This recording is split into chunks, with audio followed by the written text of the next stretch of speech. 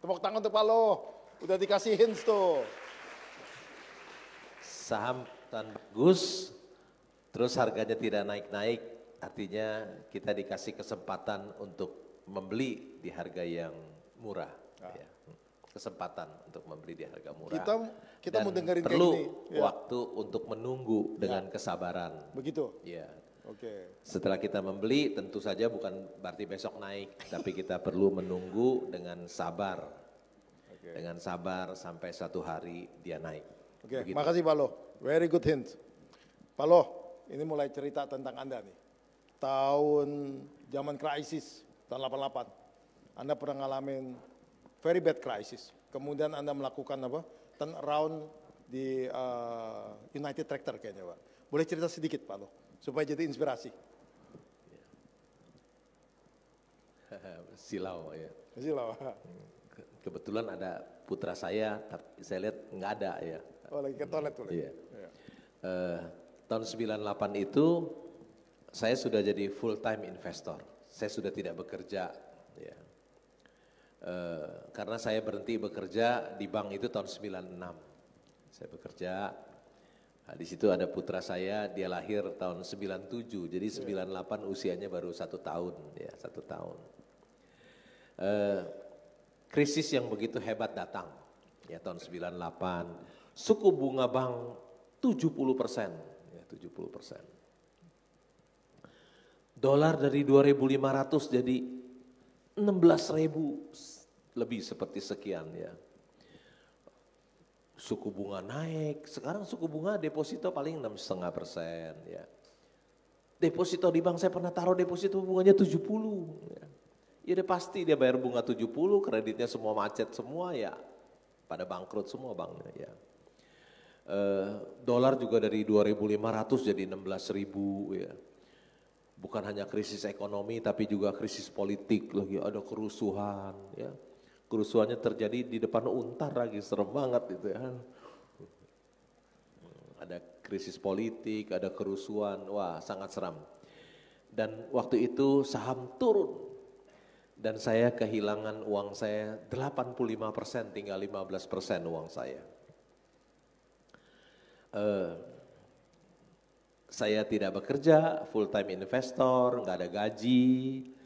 Istri saya ibu rumah tangga, punya anak 2. Ya. Uang hilang 85%. Ya. Tapi pada waktu itu saya menemukan Mercy yang dijual harga bajai. Ya, saya menemukan United Tractor, yaitu laba usaha per saham 7.600, ya, laba usaha per saham 7.600, harga sahamnya 250. Waduh murah banget tuh. Ya, laba usaha per saham 7.600, harga sahamnya 250. Wih. Cuman berapa bulan break even tuh beli 7.600, harga saham 250. Ya udah, nggak ada pilihan lain. Jadi uang saya semuanya saya dorong di satu counter. Nggak bisa pilih yang lain dong. Mana ada saham perusahaan yang sangat bagus dan murah. Dari itu nggak ada, jadi hanya beli seluruh uang saya ada di saham dan sahamnya satu macam United Tractor ya. Pada waktu itu orang kalau lihat itu orang taunya United Tractor jual alat berat, nggak ada yang beli alat beratnya, nggak ada yang beli, utangnya dolar lagi.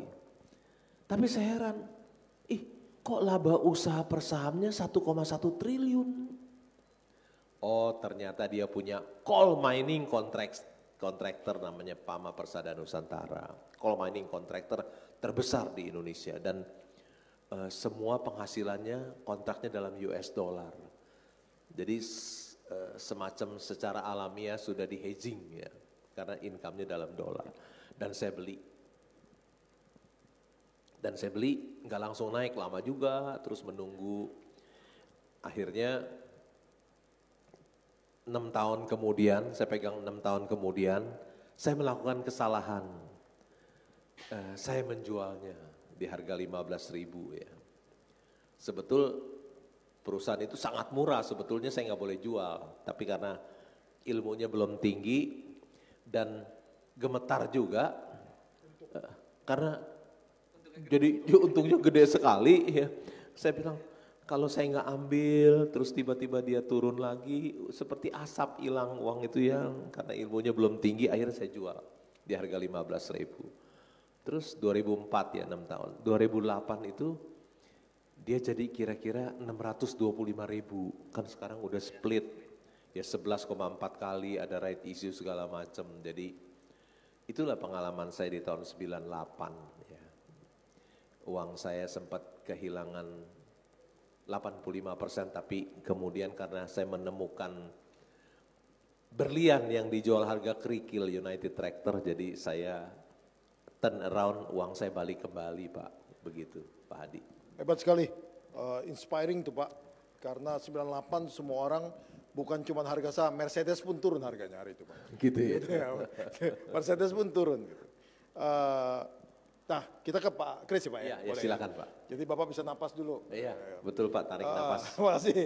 Pak Kris, ceritakan kepada kita. Ya. Terima kasih.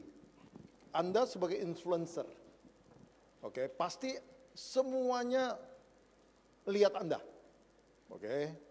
Apa yang Anda mesti advice kepada investor pada saat saham yang Anda ceritakan ternyata turun, Pak? Oke.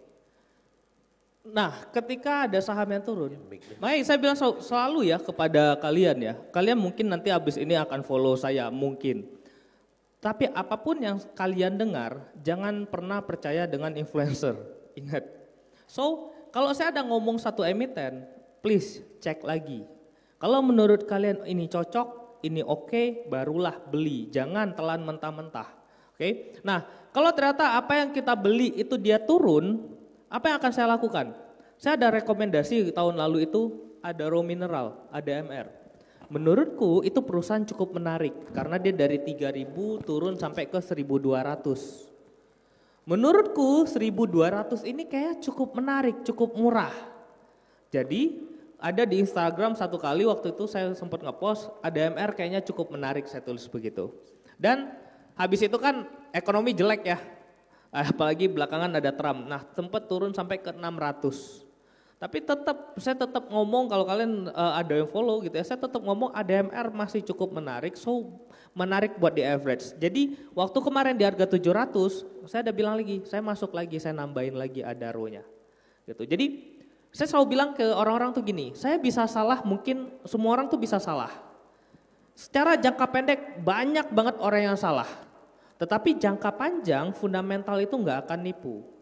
Nah, selama fundamentalnya bagus, Adaro untungnya ADMR itu fundamentalnya tidak berubah, tetap bagus.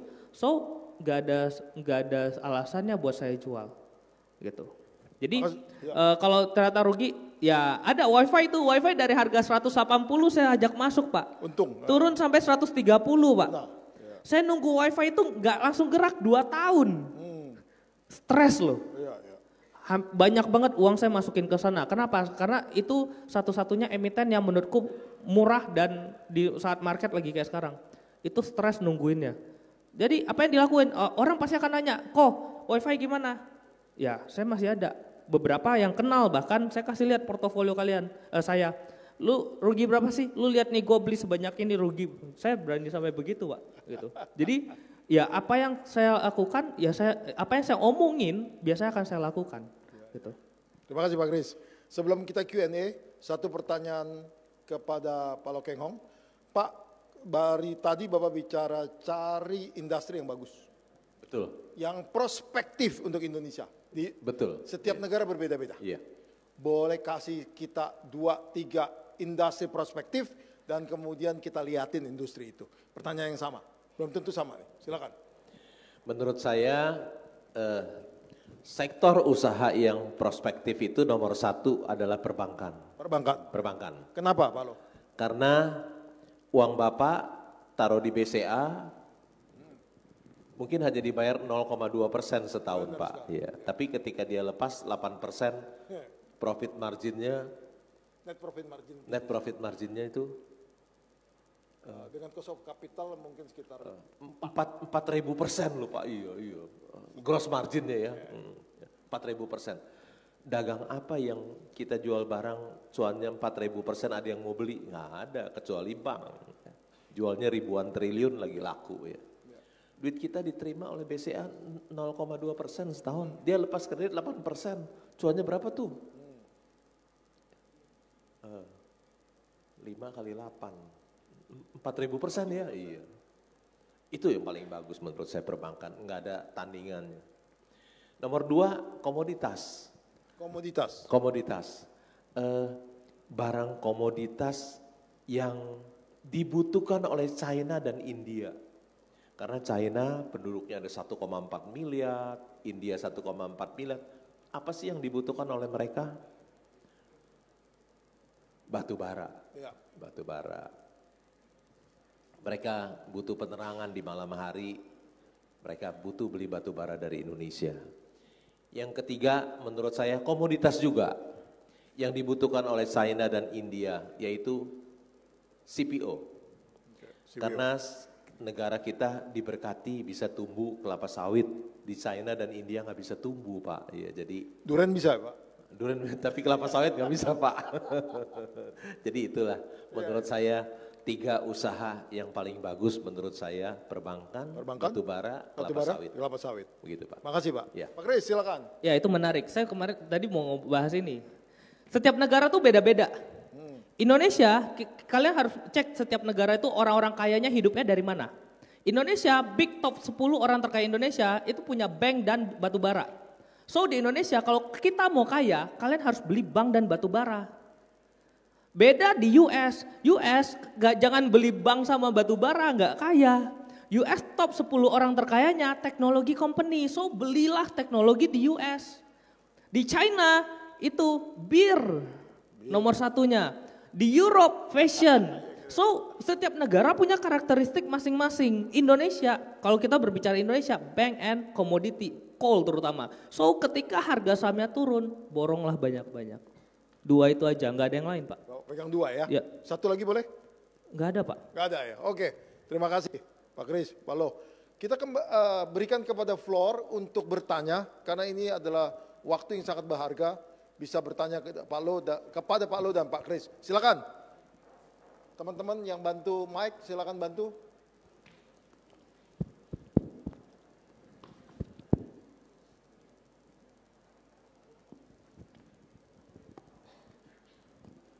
Halo, salam kenal Pak Lo dan Ko Kris. Perkenalkan nama saya Alvin Christian, saya kebetulan alumni dari Untar, jurusan komunikasi advertising. Sebetulnya saya mau menanyakan outlook terhadap salah satu bank BBRI, mengingat di kuartal 1 ini BBRI mengalami penurunan terhadap laba bersih. Apakah BBRI ini masih cukup menarik untuk dibeli, mengingat banyak juga kemarin investor asing juga banyak yang cabut dari BBRI. Itu aja pertanyaan saya, terima kasih. Terima kasih Mas Alvin, ini pertanyaan serius. Ada hubungannya sama Danantara nggak nih? Silakan. Pak Lo dong. Saya yang jawab, tanya ke saya aja. Memang di kuartal pertama laba dari BRI ada menurun ya karena banyak pencadangan meningkat ya, pencadangan meningkat banyak, jadi labanya turun. Tetapi ketika kita melihat perusahaan, jangan satu kuartal, harus kita lihat 1 tahun nanti ya, jangan lihat 1 kuartal, mesti lihat 1 tahun, gimana kinerjanya selama setahun. Atau kalau kita mau lihat kinerjanya selama 20 tahun ya, selalu BRI itu habis dia turun, selalu dia naik lebih tinggi dari sebelumnya. Ketika dia turun, dia naik lebih tinggi dari sebelumnya. Itu kinerja BRI selama 20 tahun yang saya lihat ya. Jadi kalau kita melihat kinerja satu perusahaan jangan satu kuartal, coba kita lihat lebih panjang 1 tahun, begitu Pak Ya, Hadi. Ya. makasih Pak Lo. Pak Kris mau nambahin nih pertanyaan pertamanya. Boleh. Pertanyaan pertama. BRI, ya kalau kita ngomongin technical itu udah jelas, itu di bawah garis hijau, itu simple. Itu dari harga 6 ribuan udah tak suruh, udah kayaknya ekonomi lagi jelek, kemungkinan chance untuk dia labanya turun karena pencadangannya mulai dikeluarin. Terus juga waktu itu isu pertama kali yang bikin BRI turun itu adalah Prabowo mau mulai hapusin ini hutangnya petani sama nelayan. Itu bad news buat banking karena berarti dia laba yang harusnya dia dapat hilang. Makanya short term investor asingnya juga sell turun gitu. Jadi even di harga 6 saat itu lucunya saya masuk IDX channel. Itu BCA harga 11.000, BRI harga 7.000-an gitu ya. Saya udah bilang waktu itu nih banking menurutku peak udah kayaknya harus koreksi dulu. Karena kinerjanya yang biasanya belasan persen growth-nya every year ini mulai turun jadi single digit. Jadi kayaknya ini akan jelek. So mungkin ya saya trader ya, saya bukan investor yang terus-menerus hold banget. Ya kita sell dulu nanti di harga yang cukup murah baru kita masuk lagi. Oke. Pak Kris, terima kasih. Mas Alvin terjawab ya. Silakan yang kedua. Sebelah kanan, silakan.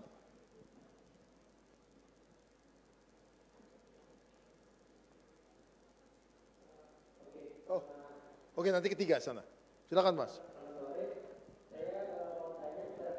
Anda nama Mas dari mana?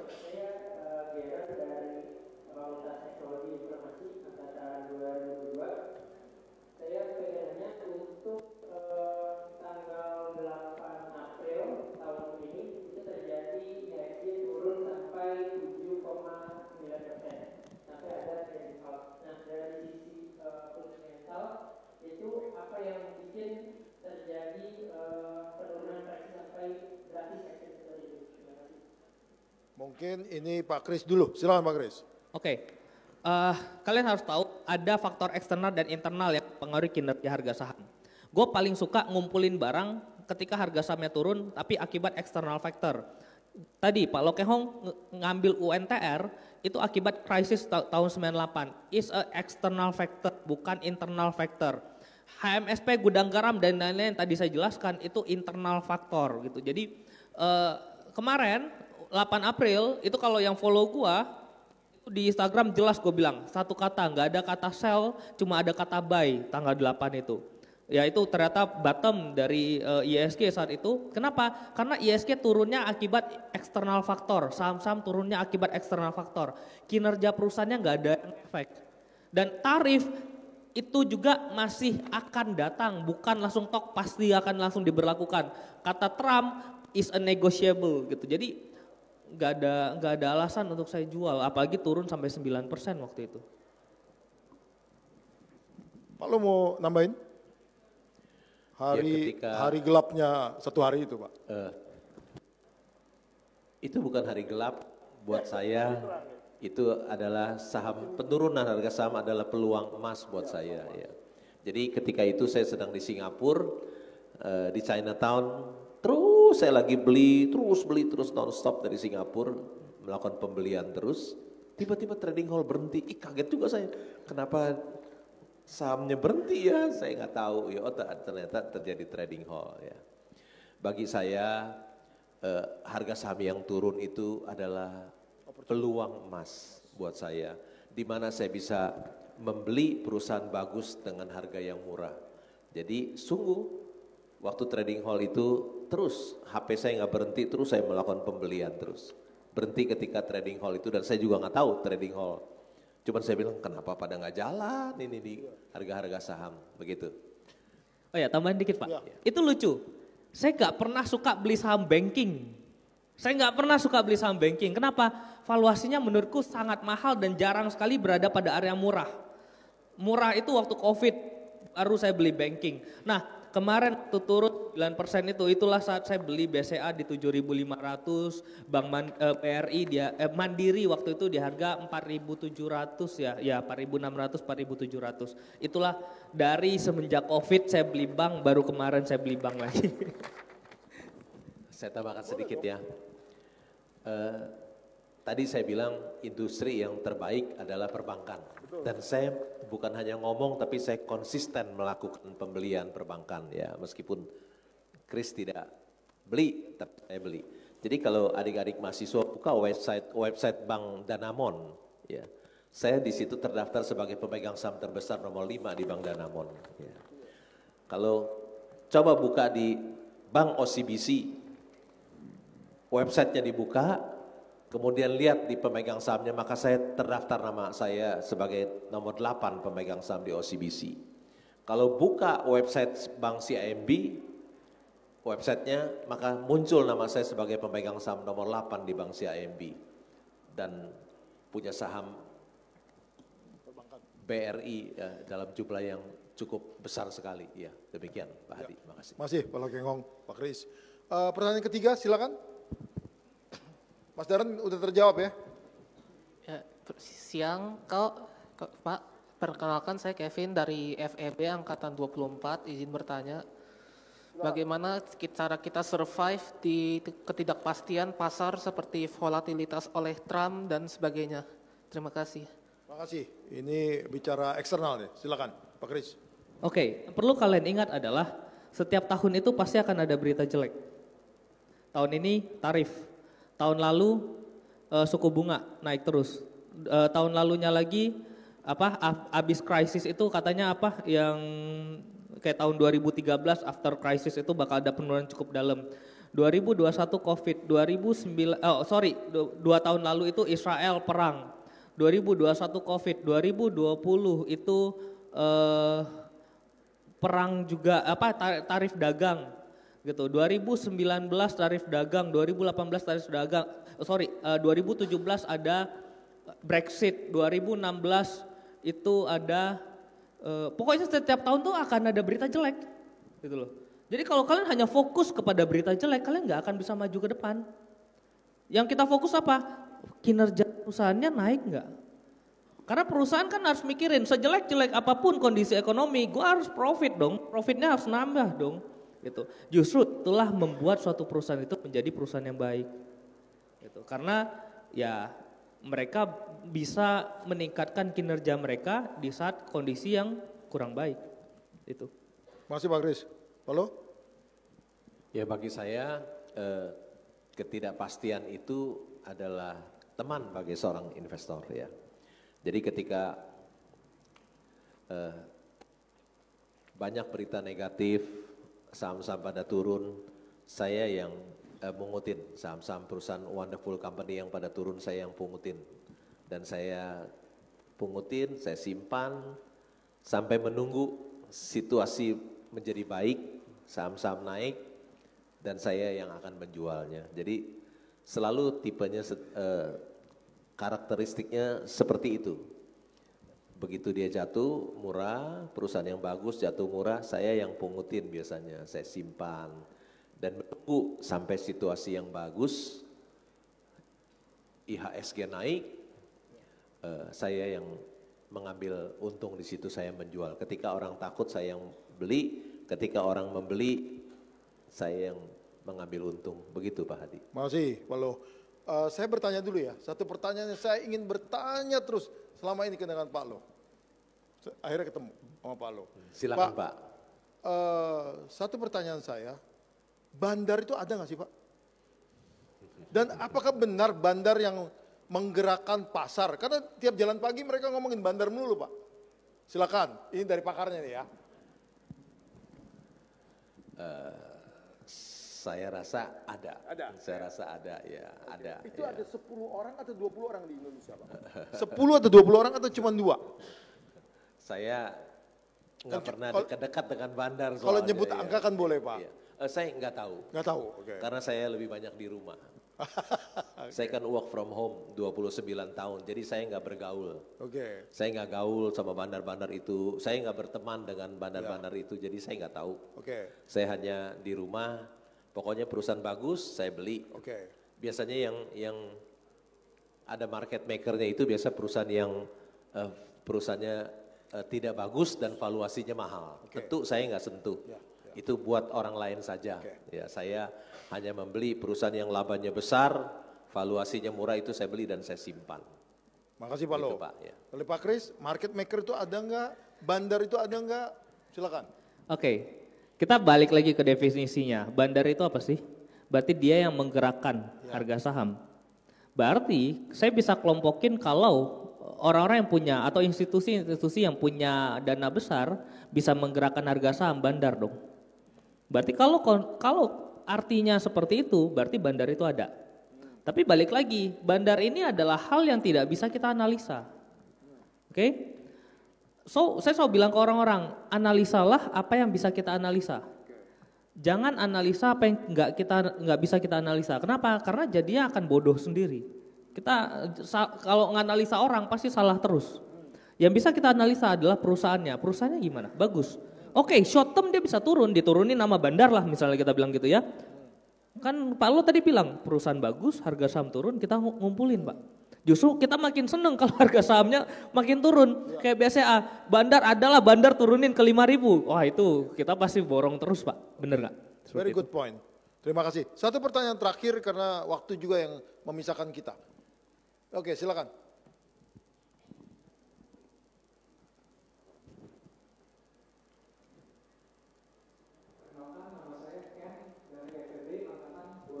Silakan Ken.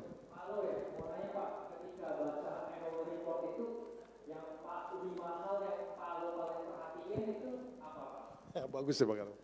Satu, kita lihat dulu siapa pemegang saham mayoritas, siapa direksi dan komisarisnya, apakah mereka orang jujur dan orang baik atau tidak. Ya. Paling sederhana, ceknya masukin aja namanya di Google. Ya.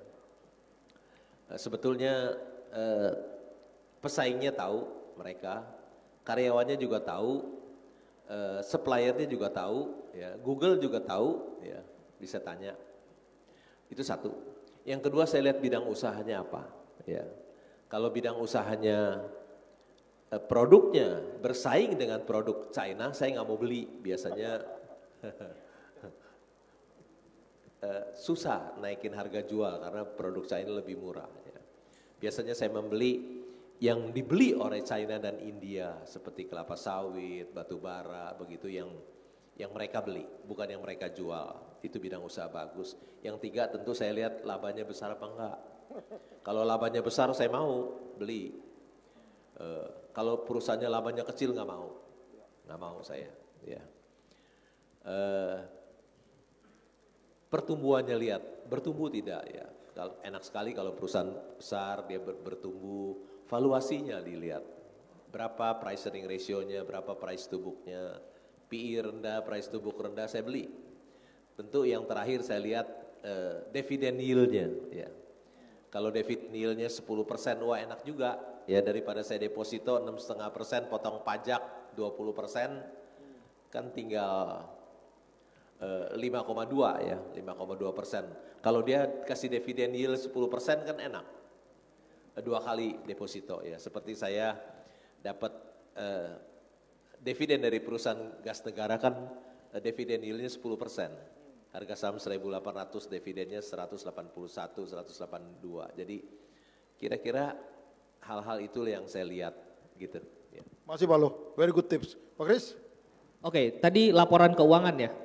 Setiap kali saya buka laporan keuangan, pasti akan saya pertama kali lihat cash. Cashnya banyak nggak? Bisa nutup nggak utangnya?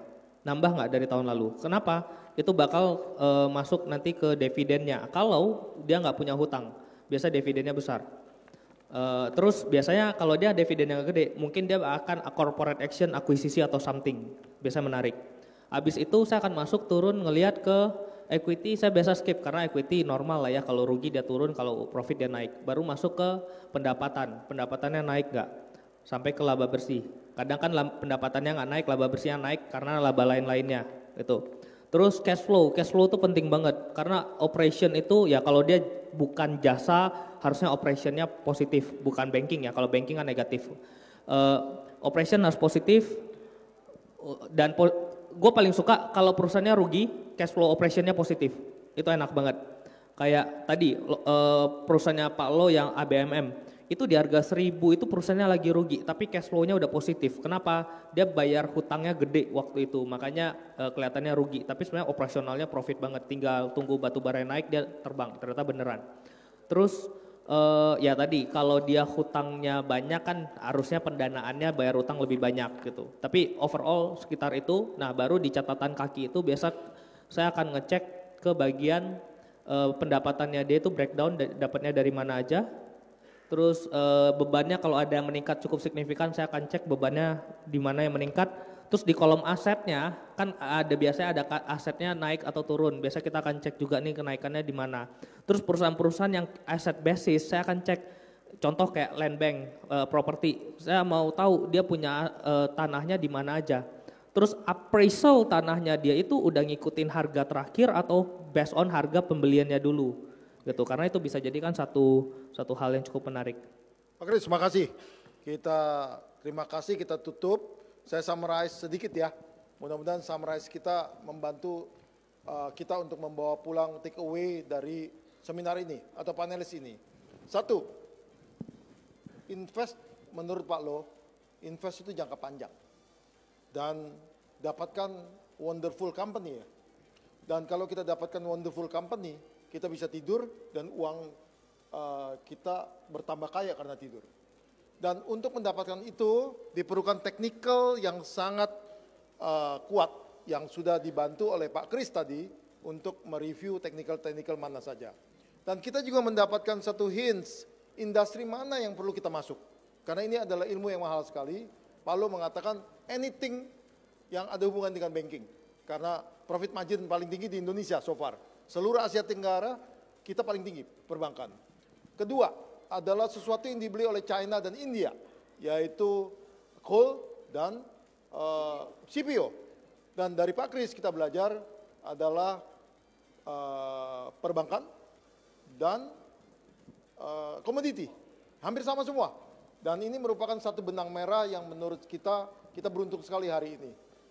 Dan juga kita tadi lihat dari Pak Lo, very simple, apa yang mesti dilihat? Cash flow, dari Pak Kris juga cash flow, company yang bagus, dan kita mesti lihat company bagus akan tetap bertahan di masa-masa eksternalnya kayak apapun. Terima kasih Pak Lo, terima kasih Pak Kris, hari yang berharga untuk kita. Kita hargai semua. Tepuk tangan untuk Pak Lo dan Pak Kris.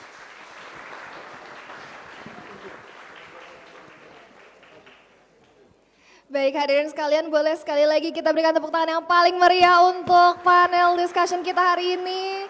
Mulai dari Bapak Lo Keng Hong, Bapak Kris, dan juga moderator kita yang luar biasa, Dr. Hadi. Terima kasih banyak. Mohon untuk tetap berada di depan dan panitia boleh dibantu. Oke, Bapak-Bapak sekalian boleh maju selangkah di depan. Baik, dan izinkan kami untuk memberikan apresiasi langsung kepada para pembicara dan juga moderator kita.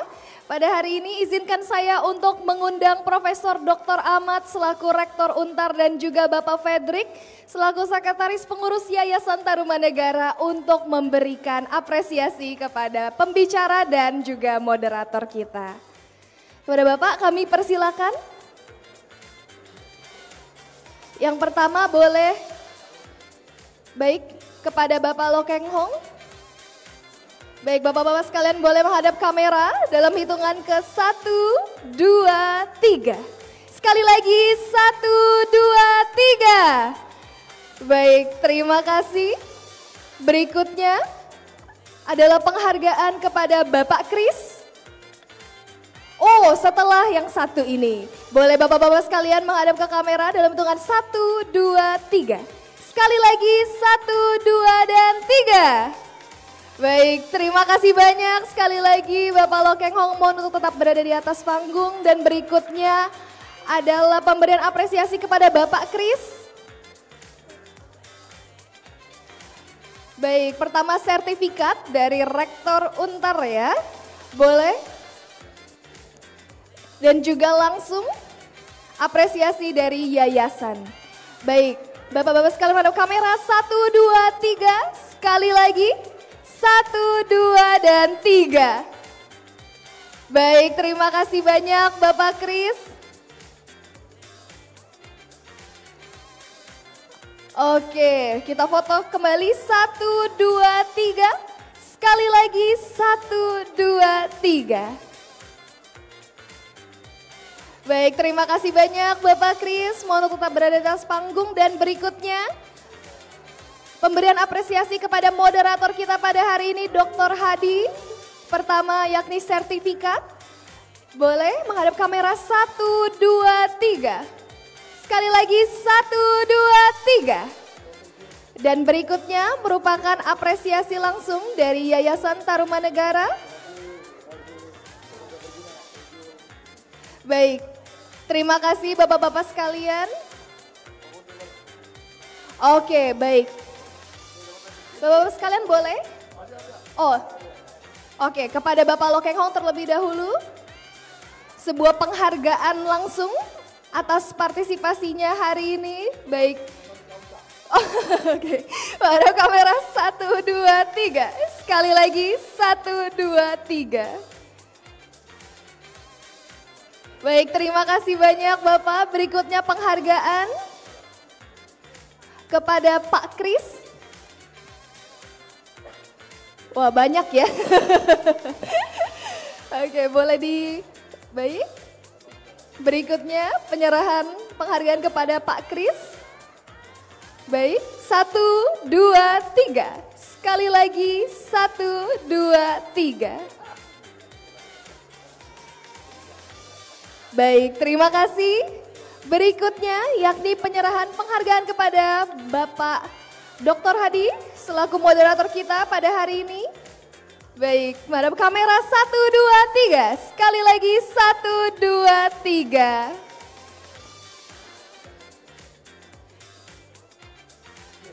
Baik, terakhir boleh Bapak-Bapak sekalian kita foto bersama secara keseluruhan. Boleh Pak Loh Keng Hong, Pak Kris dan juga Dr. Hadi berkumpul bersama di tengah. Alright, gentlemen, to the camera. Oke, siap ya? Dalam hitungan 1, 2, 3. Sekali lagi 1, 2, dan 3. Baik, sekali lagi hadirin sekalian mari kita berikan tepuk tangan yang paling meriah untuk pembicara dan juga moderator kita pada hari ini. Dan Bapak-Bapak sekalian kami persilakan untuk duduk kembali.